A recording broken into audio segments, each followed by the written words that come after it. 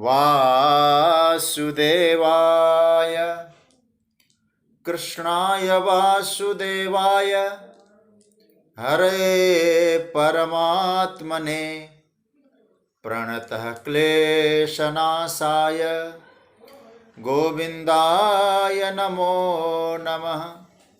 नमः परमहंसास्वादितचरणकमलचिन्मकरन्दाय भक्तजनमानसनिवासाय श्रीरामचन्द्राय। वागीशायस्य वदने लक्ष्मीर्यस्य च वक्षसि यस्यास्ते हृदये संवित्तं नृसिंहमहं भजे। गुरुर्ब्रह्मा गुरुर्विष्णुर्गुरुर्देवो महेश्वरः गुरुसाक्षात् परब्रह्म तस्मै श्री गुरवे नमः।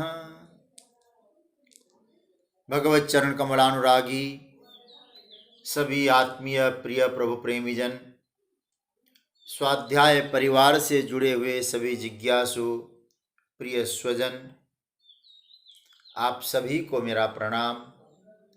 राधे राधे, जय श्री कृष्ण। प्रभु की मंगलमयी कृपा का हम सब अनुभव कर रहे हैं। कोरोना के इस विकराल महामारी का जो प्रभाव है, ऐसी परिस्थिति में हम लोग घर बैठकर विज्ञान के माध्यम से भगवत चर्चा का दुर्लभ लाभ प्राप्त कर रहे हैं। उसी चर्चा के क्रम में 11वां अध्याय, जिसको विश्वरूप दर्शन योग कहा है, उस पर हम लोग चिंतन कर रहे हैं। कल दूसरा श्लोक, उस पर चिंतन हुआ। उस श्लोक में अर्जुन ने भगवान से कहा कि हे कमल पत्राक्ष,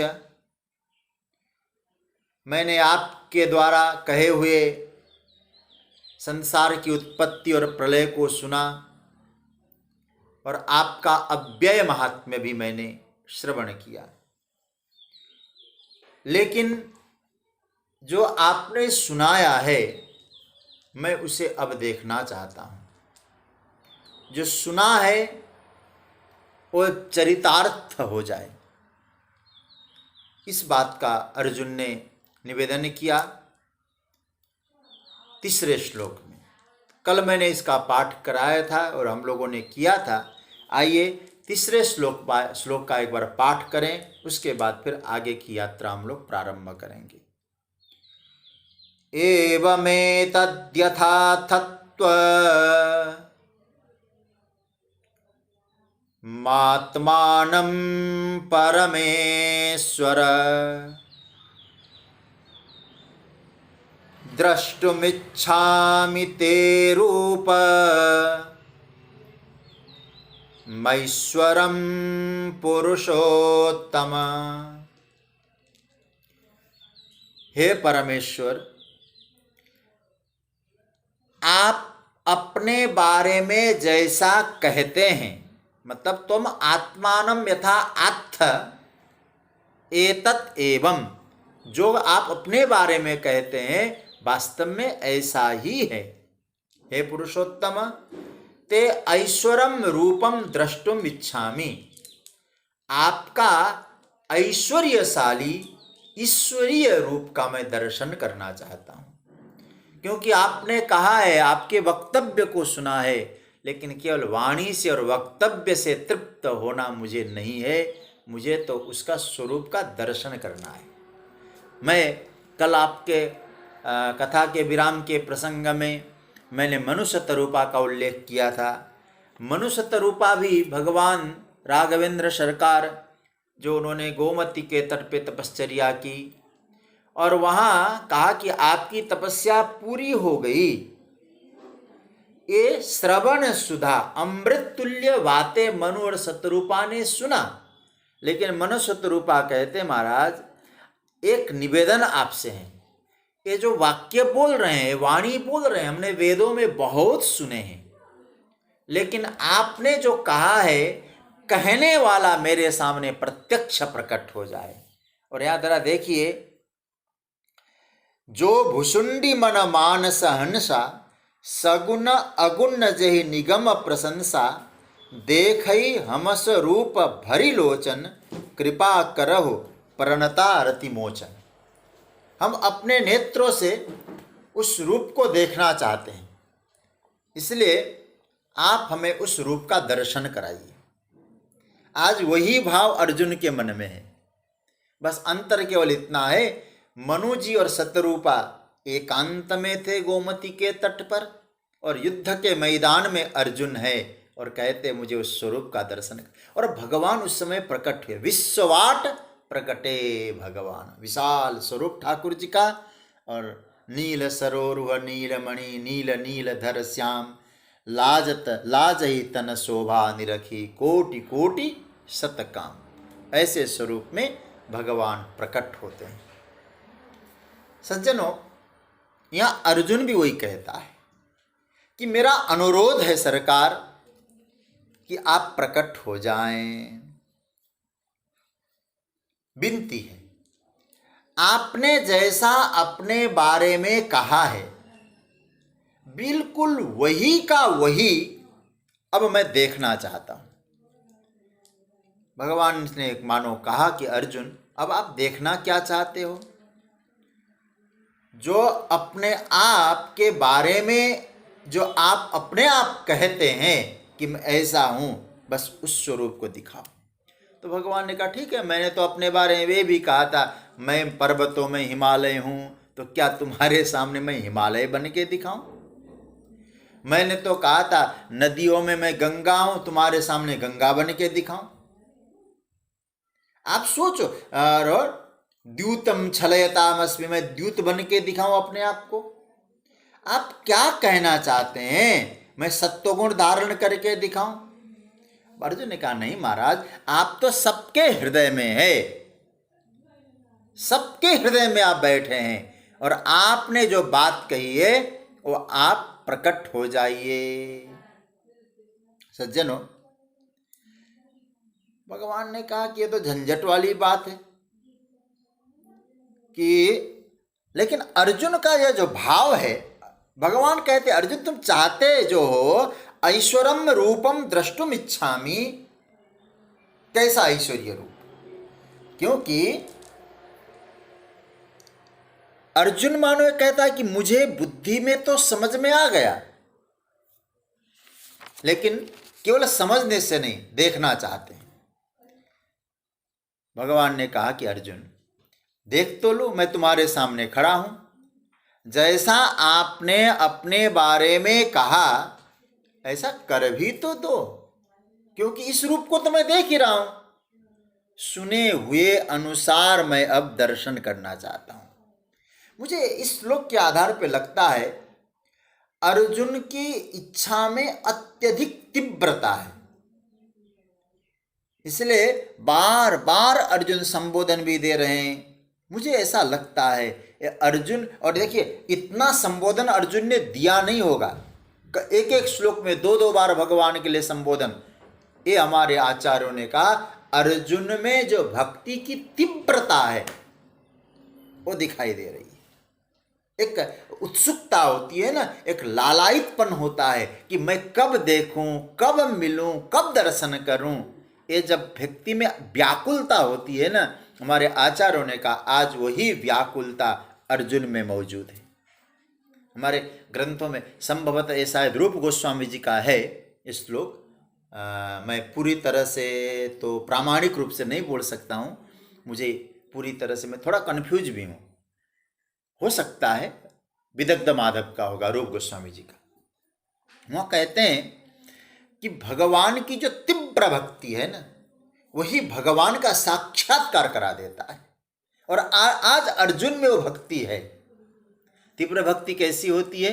तो वहाँ आया है कृष्ण भक्ति रस भाविता मति, क्रियताम यदि कुतोपि लभ्यते।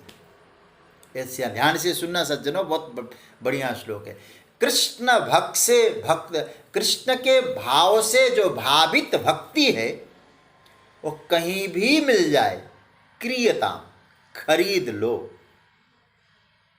उसे खरीद लो बस। कैसी भक्ति? कृष्ण की भावना से भावित जो भक्ति है वो खरीद लो। कुतोपि लभ्यते, वो चाहे कहीं भी मिलती हो भक्ति। महाराज आप एक शब्द जो जोड़ रहे हैं ना, खरीद लो, खरीदने के लिए धन की आवश्यकता है, ये भी तो बता दीजिए कितने पैसे खर्चा करना पड़ेगा उसको खरीदने के लिए। हमारे लिए बड़ा सुंदर सूत्र है, तस्य मूल्यम अपि लौल्य केवलम। आपका लौल्य, आपकी तीव्रता, आपकी व्याकुलता ही कृष्ण को प्रकट करने की कीमत है। अब व्याकुल हो जाए प्रभु के लिए।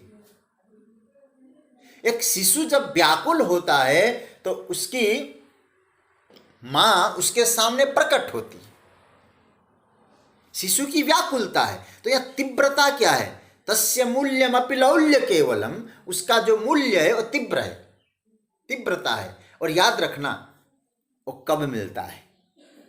आहा, बड़ा प्यारा सूत्र है, जन्म कोटि सुकृतैर न लभ्यते। यदि आप ये समझते हैं कृष्ण भाव से भावित ऐसी व्याकुलता, तीव्रता वाली जो भक्ति है यदि आपको मिलती है तो करोड़ों करोड़ों करोड़ों जन्म के सुकृत अर्थात पुण्यों से भी नहीं मिलती। बहुत सुंदर सूत्र लगता है, तस्य मूल्यमपि लौल्य केवलम जन्म कोटि सुकृतैर न लभ्यते। उसका मूल्य है आपकी व्याकुल, पुण्य से नहीं होगा ये सब। आप कहोगे मैंने पुण्य किया इसलिए कृष्ण भक्ति मिली। कृष्ण की भक्ति, कृष्ण का दर्शन, कृष्ण का साक्षात्कार, प्रभु मिलन, ये आपकी व्याकुलता ही है। हमारे आचार्यों ने कहा आज भगवान विवश हो गए अर्जुन की बात को सुनकर। इसलिए इसके बाद जो चौथा श्लोक है ना, फिर पांचवें श्लोक में तो सीधा कह दिया पश्य। देखो क्या पश्य, देख ले अर्जुन बस, और आगे कोई भूमिका नहीं बांधनी मुझे। ये है भक्ति, परमात्मा को विवश कर दे। अर्जुन ने विवश अपनी ओर से नहीं किया है, कृष्ण अर्जुन की भक्ति ऐसी है कृष्ण प्रेम की, इसलिए अर्जुन को सख्य भक्ति का आचार्य माना हुआ है। अर्जुन की तीव्रता देखिए, मुझे उस स्वरूप का दर्शन करा दीजिए। और मैं आपसे केवल इतना निवेदन करूंगा सज्जनों, बिना व्याकुलता के कृष्ण नहीं मिलते। हम कन्हैया को फूल चढ़ाएं, हम उसको पुकारें, ये बिल्कुल अलग विषय है, लेकिन उनके बिना हम व्याकुल रह पाते हैं कि नहीं? कितने व्याकुल रहते हैं। आज सुबह से लेकर शाम तक भगवान का स्मरण नहीं आया, आप व्याकुल बने। आज कृष्ण प्रभु को स्मरण करना भूल गए, हम व्याकुल बने। जैसे हमारा पुत्र कहीं चला गया, समय पे नहीं आता है, जैसी व्याकुलता हमारी होती है, क्या परमात्मा के लिए ऐसी व्याकुलता कभी बनी? याद रखिएगा, जब ऐसी व्याकुलता हमारे जीवन में आती है उसी का नाम है तीव्र भक्ति। और तीव्र भक्ति ऐसी होती है परमात्मा भी उसके सामने विवश हो जाते हैं। अर्जुन कहते हैं सरकार, लेकिन भक्त विवश नहीं बनाता प्रभु को। फिर याद कराऊं, अर्जुन का आग्रह नहीं है, आगे आप सुनेंगे वो कहता कि महाराज आपकी इच्छा हो तब करिएगा, मेरी योग्यता हो, पात्रता हो और आपकी इच्छा हो, दोनों बातें जुड़ेगी, अभी चर्चा करूंगा मैं। तो अर्जुन ने कहा कि उस रूप का मुझे दर्शन कराइए। भगवान ने कहा कैसा रूप? ऐश्वरम रूपम। देखिए ऐश्वरम रूपम, आपने जो अपना इतना विस्तार से बताया अपना रूप, और आखिर में क्या कह दिया? एकांशेन स्थितो जगत, मेरे एक अंश में जगत टिका हुआ है। मतलब संपूर्ण जगत एक अंश में टिका है, उसको धारण करके परमात्मा बैठे हैं। और विश्व रूप और विराट रूप और ऐश्वर्य रूप मैं देखना चाहता हूं। कैसे आपने एकांश में व्याप्त किया हुआ है। सज्जनों, मैं आपको एक निवेदन करूंगा, फिर मैं आगे श्लोक में जाऊंगा। 3 चीजें होती है, 3 सूत्र को पकड़ना है: इच्छा, ज्ञान और क्रिया। हमारे मन में इच्छा हो ना, तो उसको क्रिया में, ज्ञान में ले जाओ। अर्जुन कहता कि मैंने समझ गया हूं, मेरी इच्छा, ज्ञान, और प्रभु अब करके दिखाओ क्रिया।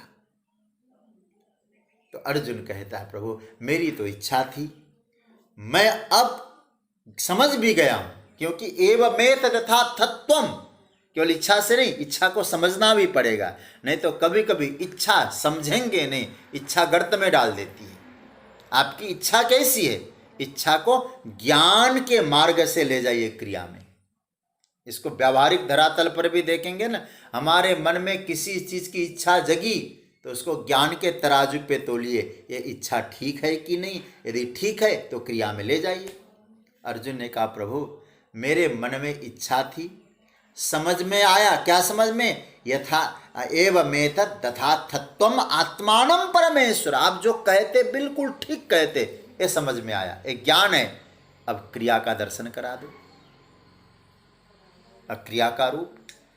तो इच्छा, ज्ञान और क्रिया, ये तीनों को समझना होगा। आपके मन में कोई भी इच्छा हो, ज्ञान के मार्ग से क्रिया पे ले जाइए, नहीं तो इच्छा को बिना ज्ञान पे छलांग लगा के क्रिया में तब्दील कर देंगे, वो इच्छा आप पतन का कारण बन जाती है। तो अब भगवान ने मानो कहा कि तुम अब क्या चाहते हो? बोले आपका रूप देखना चाहते हो।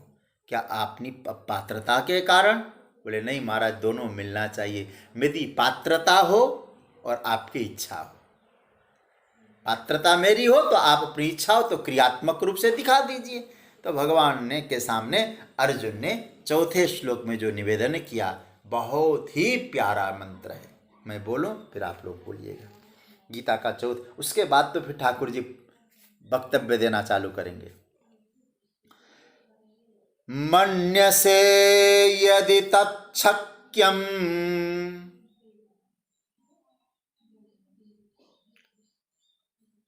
मया द्रष्टुमिति प्रभो योगेश्वर ततो मे त्वं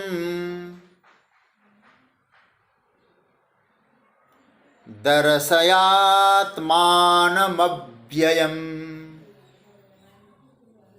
बड़ा प्यारा मंत्र है। अर्जुन के निवेदन की जो स्थिति है ना, ये बहुत सुंदर इसमें वर्णन है। पहले इसका अर्थ देख लेते हैं। प्रभो यदि मया तद द्रष्टुम शक्यम इति मन्यसे ततः योगेश्वर त्वं मे आत्मानम अव्ययम दर्शय। प्रभो, यहाँ दो संबोधन है, प्रभो और योगेश्वर, बड़ा प्यारा है। तो कहे प्रभो यदि मया तद द्रष्टुम शक्यम, यदि वो मैं स्वरूप देख सकता हूँ, देखने में समर्थ हूँ, मेरे द्वारा देखना संभव है, तो इति मन्य से, यदि ऐसा आप मानते हैं, कोई आग्रह नहीं है, ततः हे सरकार, तो योगेश्वर, हे योगेश्वर, त्वम आत्मानम अव्ययम दर्शय, फिर आप मुझे अपना अविनाशी स्वरूप का दर्शन कराइए। सज्जनों, अर्जुन क्या कहता है? हे प्रभु, मेरे द्वारा आपका वह ऐश्वर्यमय स्वरूप देखा जा सकता है, ऐसा अगर यदि आप मानते हैं तो हे योगेश्वर, आप मुझे अपना उस दिव्य अविनाशी स्वरूप का दर्शन कराइए। देखो, यहाँ भगवान के लिए दो संबोधन है, एक प्रभु है और दूसरा योगेश्वर है। ऐसे इस प्रकरण में अर्जुन ने संबोधन पर संबोधन दिया है, लेकिन यहाँ प्रभो संबोधन, गीता में प्रभो संबोधन 2 बार आया है और योगेश्वर संबोधन 1 बार। मैं अपनी मौलिक विचार से नहीं बोल रहा हूँ, और मुझे मालूम है हमारे पोद्दार जी ने मेरा काम आसान कर दिया। अब तो मैं जहाँ जहाँ संबोधन आएगा कहूँगा ये संबोधन इतनी बार आया है। व्हाट्सएप खोलता हूँ, आपका देख लेता हूँ, आपने बहुत सुविधाजनक कर दिया। और मुझे बड़ा अच्छा लगा, मुझे खोजना ही नहीं पड़ा। प्रभो शब्द का संबोधन गीता में 2 बार, एक यहाँ आया है और दूसरा 14वें अध्याय के 21वें श्लोक में। कैर्लिंगैस्त्रीन् गुणानेता नतीतो भवति प्रभो।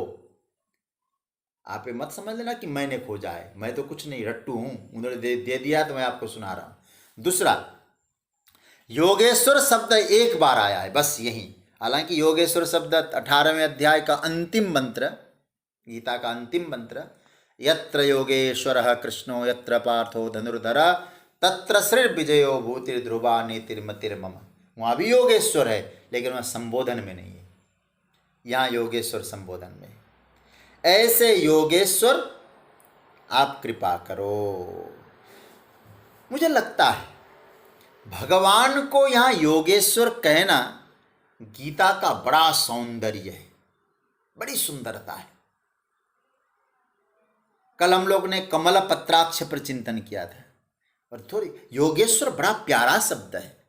देखिए, हम लोग उस पर अभी चर्चा करेंगे। भगवान से अर्जुन कह रहे हैं कि हे प्रभु, हे योगेश्वर, यदि तत् मया द्रष्टुम सत्यम, और स्पष्ट कर दूं मैं आपको, तत् मतलब यदि वह जो रूप है, कौन सा रूप? विश्व रूप, मया द्रष्टुम सत्यम, पॉसिबल, मैं समर्थ हूं उसको देखने में, इति मन्य से, यदि ऐसा आपको लगता है, ततः तो त्वम आत्मानम अव्ययम दर्शय, अपने जो आप अपने उस अव्यय स्वरूप को मुझे दिखाइए, दर्शन कराइए, मैं दर्शन करना चाहता हूँ। योगेश्वर, देखिए योगेश्वर को रामानुजाचार्य जी ने बहुत अच्छा अर्थ दिया है। उन्होंने अपने गीता भाष्य में लिखा, योगो ज्ञानादि कल्याण गुण योग। योग का अर्थ क्या किया? योगो ज्ञानादि कल्याण गुण योग।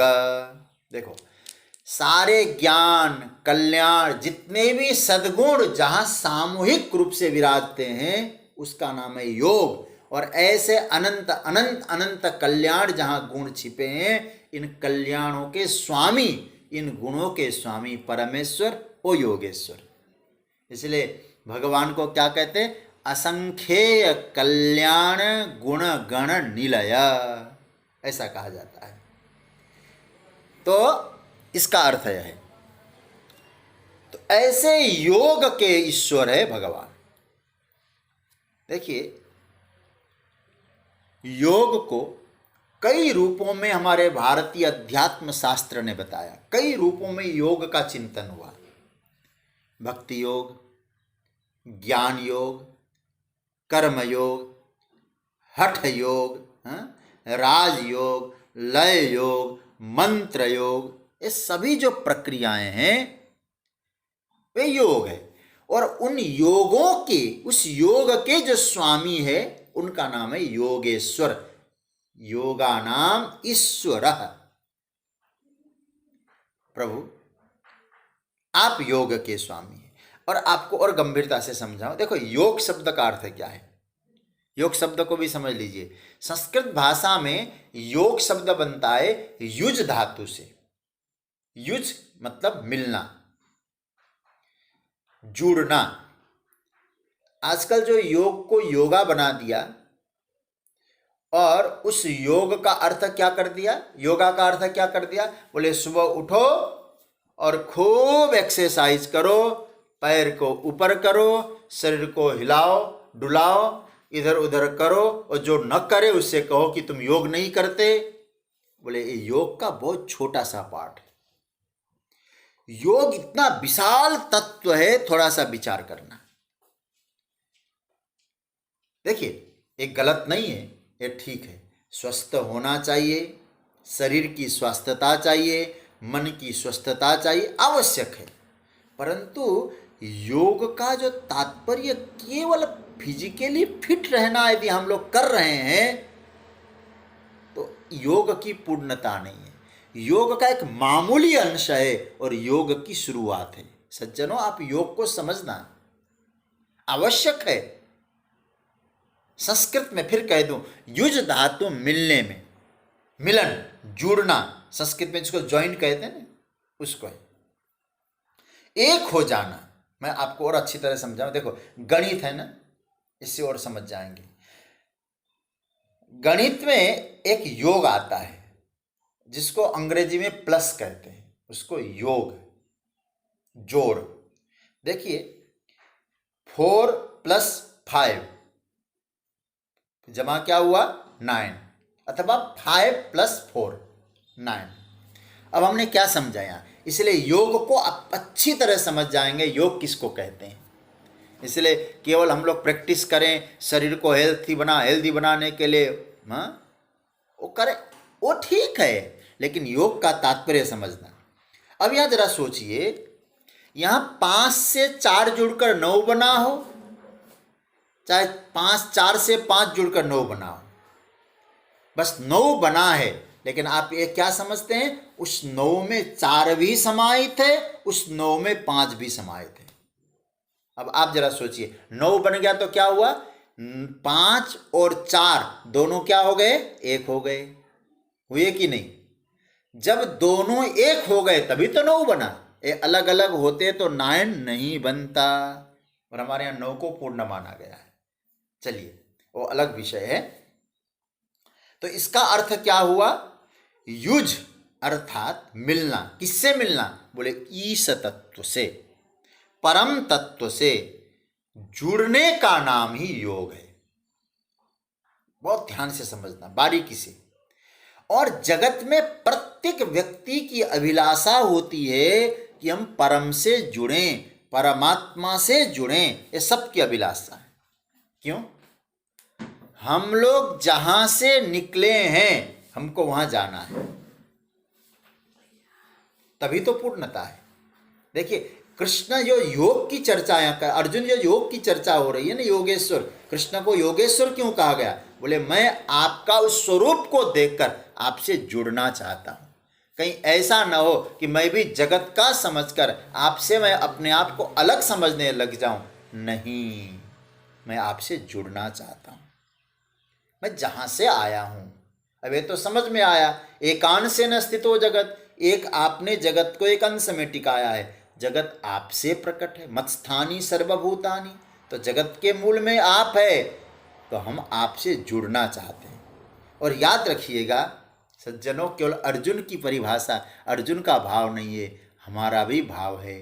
हम अभी भ्रमण के लिए आए हैं, हम सब लोग भ्रमण में हैं, सब यात्रा में हैं, और आए कहाँ से, हमको जाना वहीं है। अब आज तक हम जिनसे मिले हैं, ध्यान से समझिएगा, आज तक हम जिनसे मिले हैं, हमको जो मिला है, आज तक क्या हमको संपूर्ण तृप्ति मिली? आप सोचिएगा इस विषय पर, नहीं मिली। इसका प्रमाण है कि हमारा जुड़ना अभी पूरा नहीं हुआ है, क्योंकि यदि परम से जुड़ते तो तृप्ति मिलती। जगत से जब तक जुड़ेंगे तब तक तृप्ति नहीं मिल सकती है। परम पूज्य प्रातः स्मरणीय स्वामी रामसुखदास जी महाराज कहा करते थे कि जगत का संबंध ही आपका विजातीय संबंध है, पहले तो जुड़ नहीं पाओगे, नहीं पाओगे कि, और आपका और जगत का कैसा संबंध है, आप है परमात्मा के, जगत है नश्वर, और नश्वर जगत से जुड़ने का मतलब अविनाशी को विनाशी में डाल देना। और याद रखिएगा, जगत कभी पूर्ण नहीं हुआ, और परमात्मा के यहां कोई अपूर्णता नहीं है। जगत जिसको मिला है अधूरा मिला है, और परमात्मा जिसको मिले हैं पूरे मिले हैं। जगत में पूर्णता नहीं है और परमात्मा में अपूर्णता नहीं है, और तृप्ति जो मिलती है परम तत्व परमात्मा से मिलकर ही मिलती है। जिसके हैं उससे मिलें। मैं एक उदाहरण से समझाऊं, जैसे एक छोटा सा बालक है, वो बालक मां से बिछुड़कर स्कूल चला गया। अब स्कूल में बैठा है, घर छोड़ के आया, मां को छोड़ के आया, मित्रों से मिलता है, पढ़ाई करता है, खेलता है, कूदता है, आनंद आता है उसको। लेकिन शाम हुई, वापस माँ की गोदी में जाके मिलता है। मुझे लगता है हम सब उस परमात्मा की संतति है, परमात्मा की गोदी से निकल कर आए हैं, यात्रा में आए हैं। यात्रा करते करते लगता है कि थक गए होंगे हम लोग। कभी चिंतन करिएगा, इतने लाख योनियों को भ्रमण करते करते करते करते कितने बार आए, खेले कूदे, लेकिन अल्टीमेटली हमको हमारी एक इच्छा मन में है, परमात्मा कब मिलेगा। और वो इच्छा रहती है परम से मिलने के लिए। सोचिए जरा इस विषय पे। मैं एक निवेदन और करूं, सब कुछ मिलने के बाद भी कमी क्यों खलती है? कभी आप भीतर अपने आप से पूछिए। हमारे पूर्वजों के पास न इतनी सुविधाएं थी, न उनके पास इतनी संपदा थी, न इतना आनंद था। आज सब कुछ होने के बाद भी कमी क्यों खलती है हमको? क्यों संतुष्टि नहीं मिलती है? इसका मतलब है अभी हमारा ईश्वर से मिलना हुआ ही नहीं। यदि ईश्वर से मिलना होता तो समझना कि संतुष्टि मिल गई होती।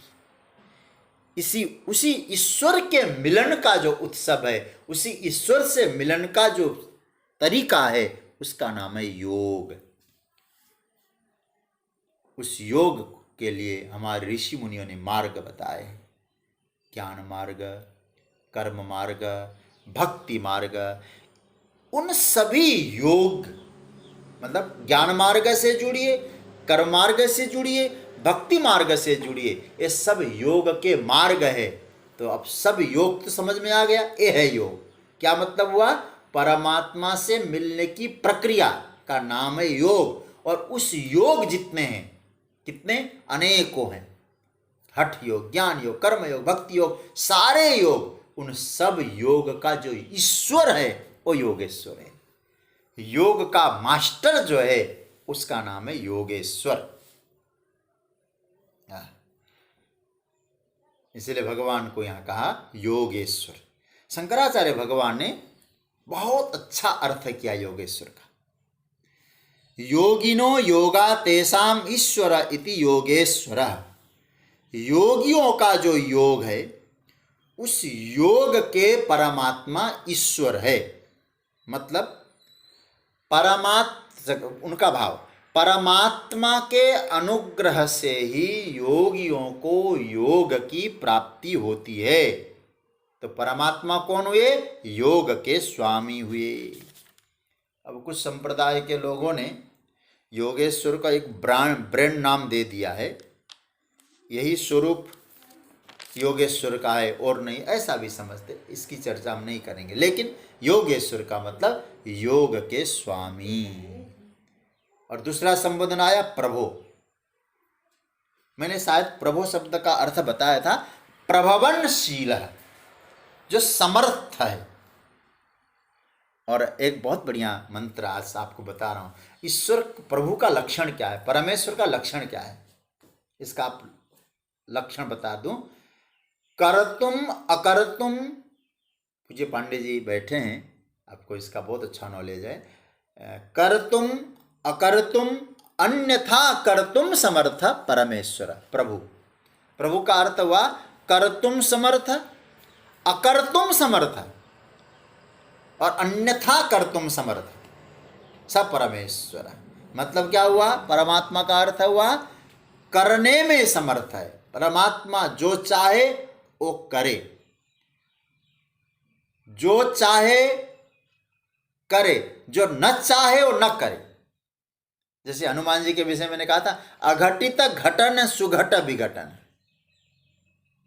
घटने वाली घटना को अघटित कर दे और जो घटने वाली नहीं है उनको घटा दे।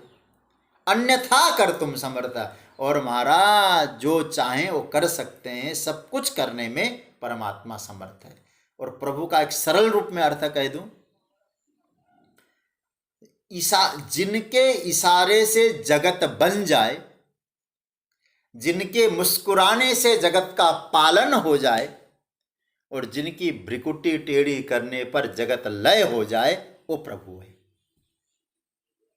प्रभवनशील है, समर्थ है। इसलिए यहां अर्जुन कहते हैं कि भगवान, मैं आपसे केवल निवेदन करना चाहता हूं, आप मुझे अपना, क्योंकि आप प्रभु है, आप समर्थ है और योग के ईश्वर है, मैं आपसे जुड़ना चाहता हूं।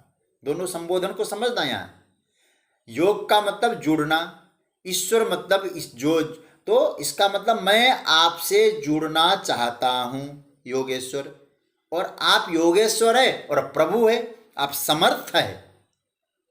तो समर्थ होने के कारण आपकी इच्छा है तो, और मेरी पात्रता है तो आप अपना ऐश्वर्य रूप दिखा दो।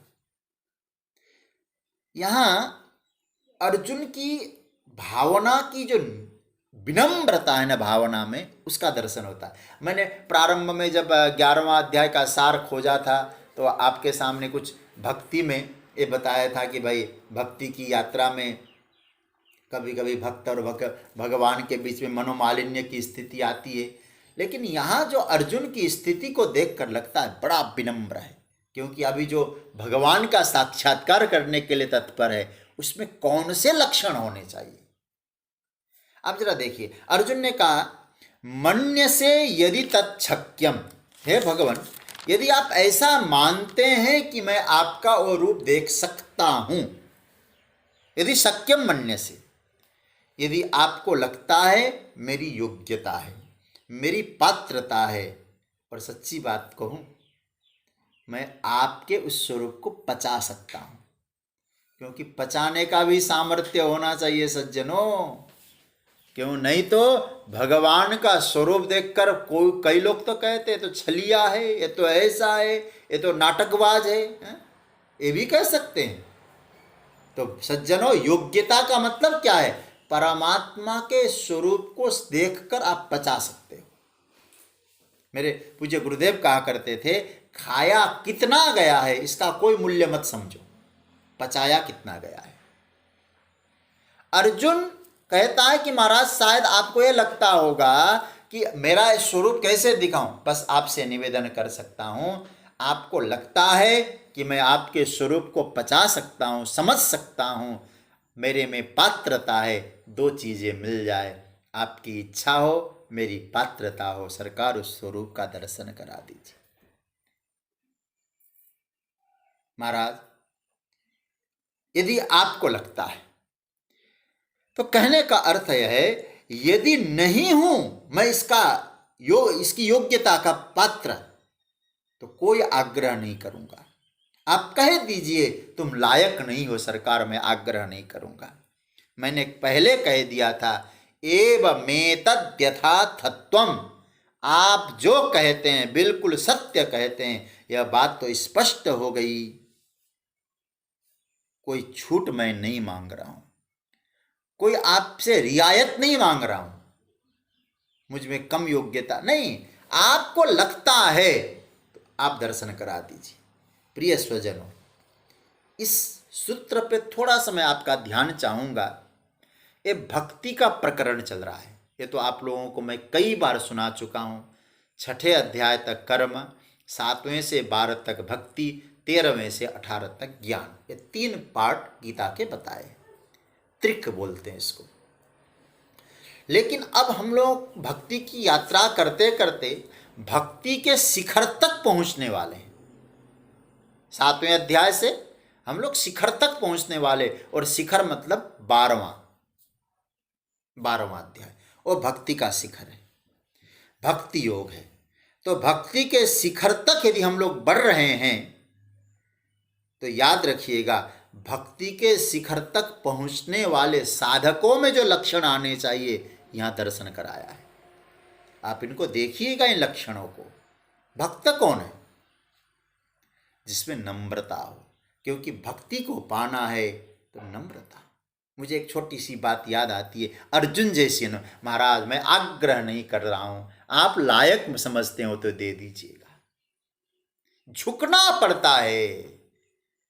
मैं वो क्या कहते हैं ना, जब सीता जी बरमाला लिए खड़ी थी, हमारे आचार्य लोग कहते हैं, रामायण के विद्वान लोग, कि उस समय भगवान राघवेंद्र सरकार से कहा कि मिथिला वासियों ने, मिथिला की स्त्रियों ने, हे राम जी झुक जाइए, जरा जरा झुक जाइयो रघुवीर, ललित तो अभी छोटी है, कब से खड़ी बरमाला लेकर, महाराज कृपा करो रघुवीर, ललित तो अभी छोटी है। बड़ा प्यारा भजन है। आप झुक जाइए, और राम जी झुकने को राजी नहीं। तो कहते हैं राम जी ने गुरुदेव विश्वामित्र की ओर देखा, और विश्वामित्र जी की ओर देखकर राम जी ने पूछा, महाराज ये लोग कहते झुक जाइए, तभी जानकी जी आपके कंठ में बरमाला डालेगी। तो भगवान राघवेंद्र सरकार मौन प्रश्न करते हैं, और मानो मौन उत्तर विश्वामित्र जी प्रदान करते हैं, राम तुम्हें झुकना ही पड़ेगा, क्योंकि तुम कोई साधारण वस्तु लेने नहीं जा रहे हो। सीता साक्षात भक्ति है, और जो भक्ति को लेना चाहता है, साधारण व्यक्ति को छोड़ दो, भक्ति को पाना है तो भगवान को भी झुकना पड़ेगा। भक्ति की महिमा ही ऐसी है, हर कोई झुका है भक्ति के सामने। इसलिए अर्जुन की यात्रा है, हम अर्जुन के माध्यम से हम लोग भक्ति के शिखर तक जा रहे हैं। अब तक विनम्रता ना आए तो कैसे काम बनेगा? जिसमें नम्रता हो, और एक बात, जिसको भक्ति का आनंद पाना हो, जिसको भक्ति का आनंद प्राप्त करना हो, उसको नम्र होना ही चाहिए। याद रखो सज्जनों, गलती से कभी भी अहंकार ना आए, इसका ख्याल रखना चाहिए भक्त को। गलती से भी कभी आवाज ऊंची ना हो भक्त की, इतनी विनम्रता है भक्त में। अर्जुन कहते महाराज मैं लायक नहीं हूं तो कोई बात नहीं प्रभु, लेकिन मेरी इच्छा ऐसी है, मैं देखना चाहता हूं जो आपने रूप बताया है। ऐसी विनम्रता। हमारे गीता के टीकाकारों ने, आचार्यों ने कहा, ऐसी जो विनम्रता जिस साधक में होती है, उसके जीवन में भक्ति उतरती है, और जहां भक्ति होती है भगवान वहां अपने आप प्रकट होते हैं। मैं तो अभी फिर मुझे मानस की वो बात याद आती है। विनोद में कहते हैं कि मिथिला वासियों ने कहा कि अभी धनुष टूटा, राम जी के पिताजी भी आ रहे हैं, तो किसी ने कह दिया जहाँ भक्ति होती है ना, मैं वो जब रामायण की कथा सुनाता हूँ तो कभी अवसर मिलता है तो इसको विस्तार से सुनाता हूँ, इस विनोद को भी। परम पूज्य नारायण दास भक्तमाली मामा जी महाराज इस बात को कहा करते थे। मिथिलावासी कहते हैं कि सुना, एक सखी ने कहा, सुना है कि अभी धनुष तो टूट गया, हमने तो इनको भी नहीं बुलाया था, ये भी आ गए। हाँ, राम जी को नहीं बुलाया था, राम जी भी आ गए। स्त्रियां मिथिला में, एक ने कहा कि राम जी तो छोड़ दो, राम जी के बाप भी आ रहे हैं, दशरथ जी भी आ रहे हैं। तो एक सखी बहुत बढ़िया बोलती है, अरे सच्ची बात तो यह है, जहाँ भक्ति होती है वहाँ भगवान तो आते ही आते हैं, भगवान की कौन कहे। जहाँ भक्ति होती है भगवान के बाप को भी आना पड़ता है। तो इसका अर्थ है कि आप में भक्ति है, विनम्रता है, परमात्मा उपस्थित होते, परमात्मा रूप दिखाते हैं, अपना स्वरूप प्रकट करते हैं। इसलिए मानो भगवान हम सबको कहना चाहते, अर्जुन जैसी पात्रता लेके बैठ जाओ, तुम्हारे जुड़ना चाहते हो हमसे, योगेश्वर कह के जुड़ने की इच्छा व्यक्त की है, तो ऐसी भक्ति की भावना आप में हो, परमात्मा ऐश्वर्य प्रदान करेंगे। आज होता क्या है, बुरा नहीं मानना, व्यक्ति की जो पात्रता है, व्यक्ति अपनी योग्यता को समझे बिना अधिकार की भाषा बोलता है, हक की भाषा बोलता है, फर्ज नहीं हक है? तो कहने का अर्थ क्या हुआ, हमें ये मिलना चाहिए, हमें वो मिलना चाहिए है? और झगड़े का मूल कारण क्या है?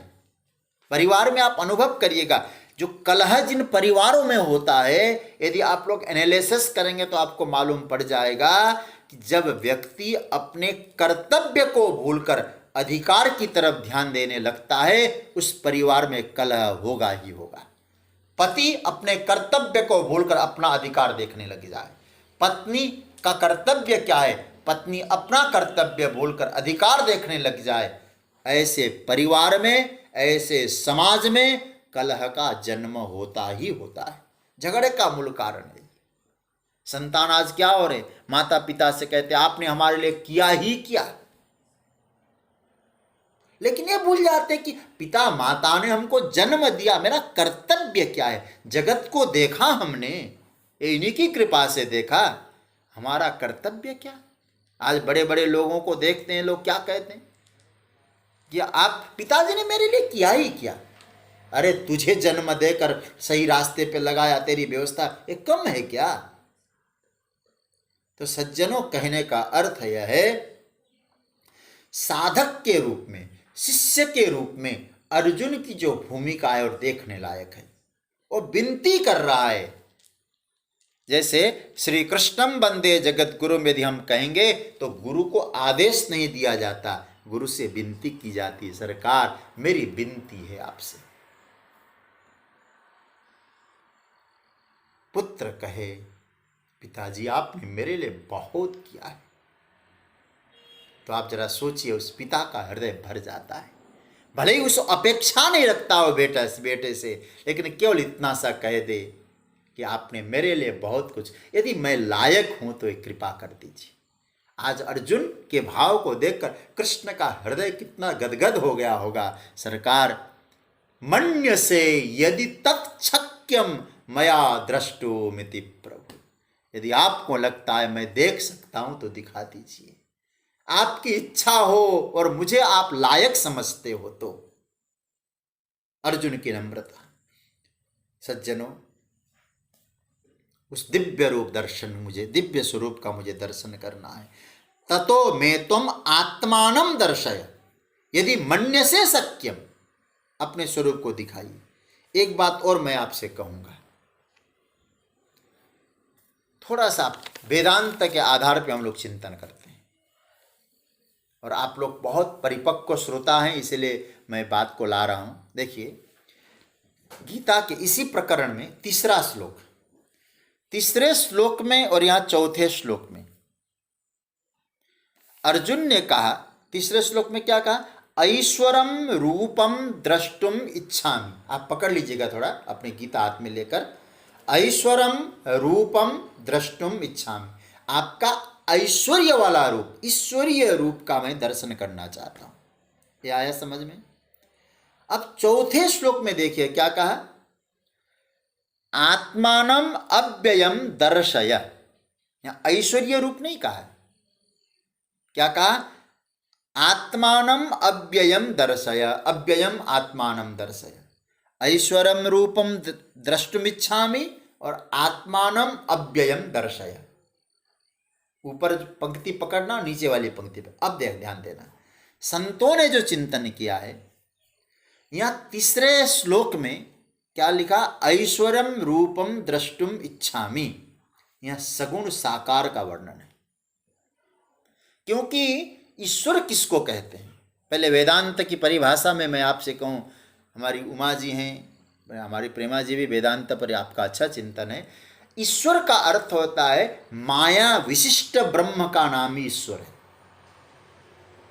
माया विशिष्ट ब्रह्म। और जगत का निर्माण परमात्मा माया शक्ति से करते हैं। दैवी है सा गुणमयी, त्रिगुणमयी माया है ठाकुर जी की। तो सज्जनों, तो सगुण साकार का स्वरूप ये तीसरे अध्याय में, तीसरे श्लोक में, इसलिए वहां क्या शब्द आया, इसको अंडरलाइन करिएगा, रूपम, मतलब रूप है। तो हम आंखों का विषय है रूप, तो हम उस रूप को देखना चाहते हैं। रूप है तो सीधी सी बात है, आकार है। अब आप बहुत गंभीरता से पकड़ना, आप लोग सुधी श्रोता इसलिए कह रहा हूं। नीचे की पंक्ति, चौथे श्लोक की पंक्ति में अव्ययम आत्मानम दर्शय, यहाँ अव्यय शब्द का प्रयोग है। और आत्मान, अपने आप को कैसा, अव्यय रूप में दर्शन करा दो, मतलब रूप रहित स्वरूप, रूपवान स्वरूप। एक अर्थ इसमें यह हो सकता है कि मुझे बाहर का जो स्वरूप रूपवान है, रूप है, उसका भी दर्शन करा दो और स्वरूप की अनुभूति भी करा दो। देखिए, बाहर होता है रूप, आकार, और भीतर होता है स्वरूप। अर्जुन दोनों श्लोकों के आधार पर क्या कहता है, महाराज कहीं ऐसा न हो मैं रूप तो देख लूं और रूप देखकर इतना मग्न हो जाऊं, स्वरूप का विस्मरण कर लूं। जैसे अब कैसे, अब भगवान ने कहा पर्वतों में हिमालय, हिमालय को तो देख लिया, हिमालय की पूजा मैं रोज करने लगा, रोज फूल चढ़ाने लगा, यहां तक तो ठीक, लेकिन स्वरूप का बोध न हो। हिमालय की भी पूजा हो में मुझे, मैं करूं, सगुण साकार की भी उपासना करूं और निर्गुण निराकार की भी अनुभूति करूं। देखो यहाँ विरोध नहीं है, थोड़ा समझने जैसी बात है। इसलिए ऐश्वरम रूपम दर्शय और आत्मानम अव्ययम दर्शय।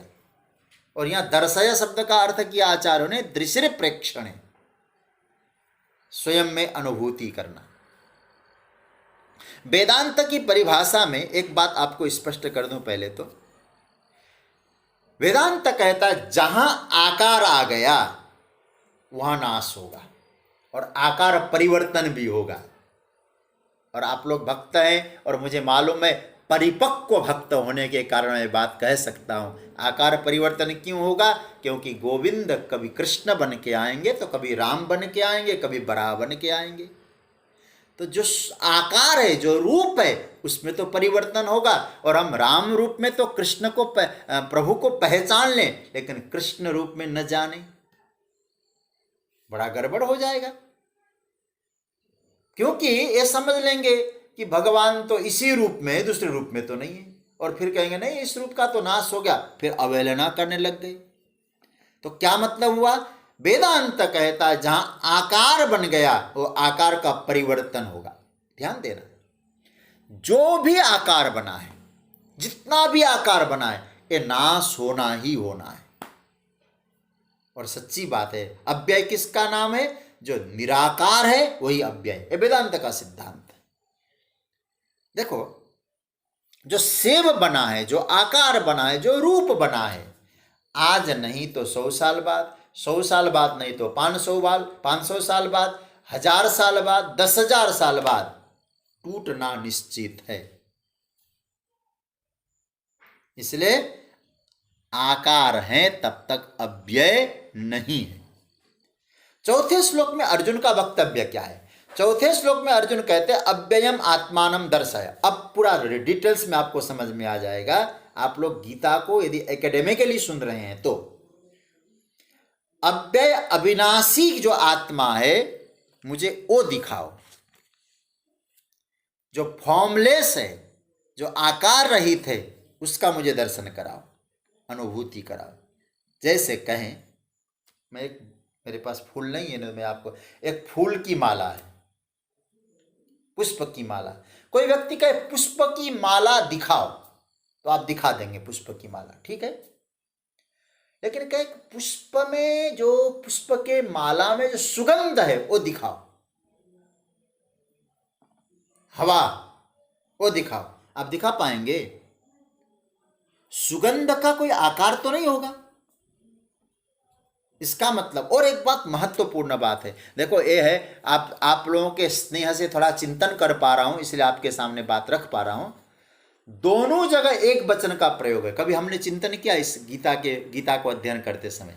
देखिए, ऐश्वरम रूपम, यहां भी एक वचन, रूपाणी नहीं कहा है। भले ही भगवान ने बाद में प्रारंभ में कह दिया पश्य में पार्थ रूपाणी 5वें श्लोक में, यहां रूपाणी प्रभु ने कहा है। अर्जुन ने दोनों जगह सिंगुलर नंबर का प्रयोग किया है, प्लूरल नहीं है, यहां एक वचन का प्रयोग है, द्विवचन बहुवचन नहीं है यहां। तो इसका अर्थ क्या हुआ? इसका अर्थ हमको यह समझना है, विश्वरूप है, उसमें बहुत है रूप, पर अर्जुन एक वचन का प्रयोग करके ये कहना चाहते हैं, मुझे तो एक देखना है। एक देखने का मतलब एक में सबको देखना है। इसलिए एक वचन, ये जितने भी अनेक दिखाई दे रहे हैं, ये जितने भी रूप है, आप भले ही रूपाणी कहो, महाराज मैं उन सबको एक रूप में देखना चाहता हूं, अनेक में नहीं, अथवा जितने सब एक में। समग्र सृष्टि में जो फैला है वो अनेक नहीं है, एक है। मुझे उसका दर्शन कराइए।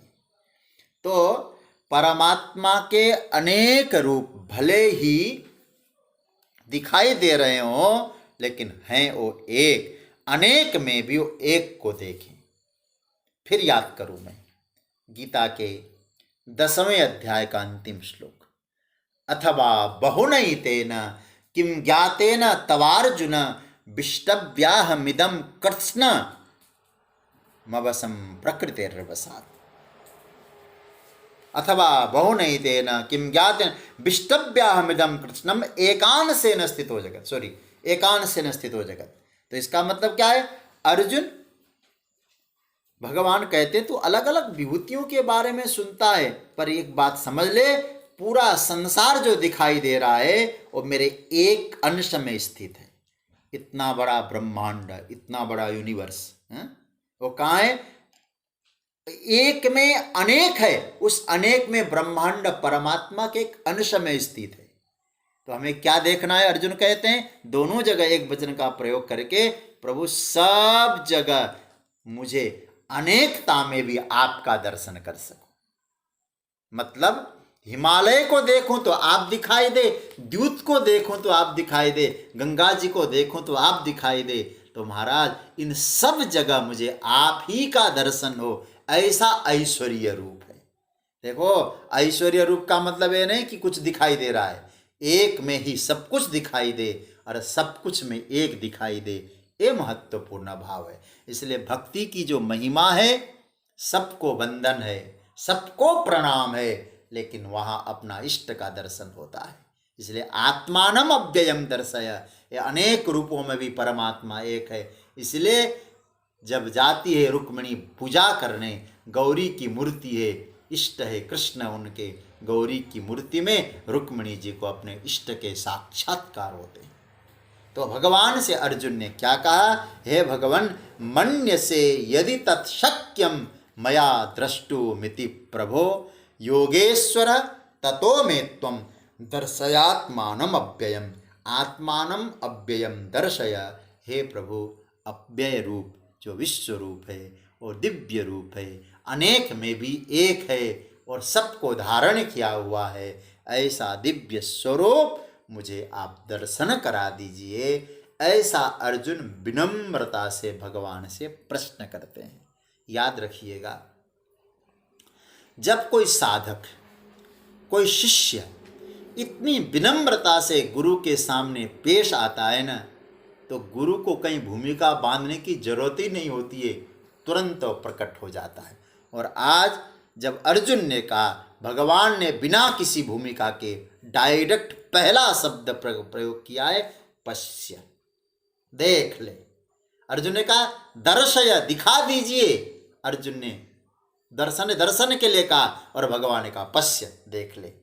आप जरा सोचिए, इतनी बड़ी करुणा, इतनी बड़ी कृपा कोई परमात्मा श्री नंद नंदन श्याम सुंदर करुणा के परम सागर यही कर सकते हैं। साधक कह रहा है दर्शया, दिखा दीजिए, और कहते बस तू देख ले बिना किसी विलंब के। ये मुझे लगता है ये साधक की विनम्रता, साधक की भक्ति में तीव्रता ये अर्जुन के मन में भरी हुई है, इसलिए ये भाव आता है। इसलिए मेरे पूज्य गुरुदेव कहा करते थे, भाव जागे,